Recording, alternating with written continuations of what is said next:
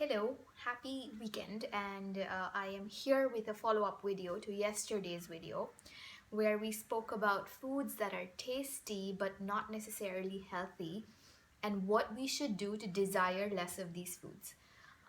So now actually before I get to what we should do to desire less of these foods, I just thought that it's important to talk a little bit more about why this happens, why we want to eat foods that are tasty that may not be healthy, or why we want to eat a lot of food in general, even if it might be healthy.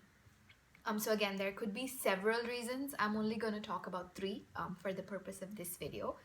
So the first reason could be stress. So I know that stress eating is very, very common and you may have experienced it firsthand yourself. So when you are feeling stressed out, one of the ways that people try to cope with stress is by eating a lot of food and eating yourself really full so that you are distracting yourself for the time being from whatever it is that you're stressed out about by just eating, which is a temporary distraction, but some people find that it really helps them short term. So stress eating is one of the reasons why you might eat something in a bigger portion.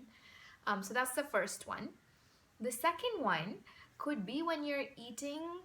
A lot of people tell me, and I hear this all the time, is, oh, I'm a foodie and I don't really eat to live, I live to eat. And so you just might just really love food so much that you want to eat a lot of it. And you don't really care about what kind of impact it has on your body. So that could be another reason. The third reason is that there might be some sort of unfulfilled void in your life. It could be emotional, it could be physical, and you're trying to fill that void with food. So, I hear a lot of people telling me that, I ate like a bottomless pit and I was trying to look for something at the bottom of those bag of chips, like some sort of satisfaction, some sort of fulfillment, which again might come from food short term. Long term, if you've overeaten or eaten the wrong kind of food in a small amount or in a grand amount or very frequently, it will make you feel really, really bad. It will make your body feel bad and it's not good for you. But it's just good to know why you do it. So like I said, either you're stressed out or you just love food way too much that you want to experience a lot of it constantly, or you're trying to fulfill something that is unfulfilled through food. So what I thought I'd do would be interesting is I have this book. It's one of my favorite books. It's called Eat, Pray, Love. And if for those of you who don't know, it's basically about this. The author went through a divorce and then she went traveling across the world to sort of like find herself. And here's a paragraph that I wanted to read out that was really interesting. So after a year and a half of her being alone, she finally met someone. And she still thought she wants to take her time, and she was very, very lonely in her life. And I'm just going to read a paragraph from that book.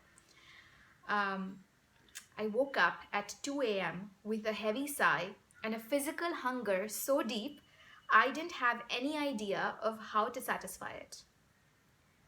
I had to do something about my longing, so I got up, went to the kitchen in my nightgown, peeled a pound of potatoes, boiled them up, sliced them, fried them in butter, salted them generously, and ate every bite of them, asking my body the whole while if it would please accept the satisfaction of a pound of fried potatoes in exchange of the fulfillment of company, because she was lonely.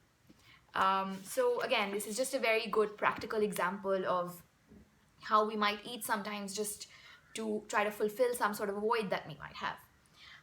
So again, I'll make a separate video tomorrow on what we should do to desire lesser of these foods, but I just thought that this was hopefully interesting, fascinating knowledge for you to have, and maybe you can think a little bit about which situations do you tend to overeat in or eat more of the wrong kind of food in. So I'll leave you with that food for thought, pun intended, and I will be back with the next video soon.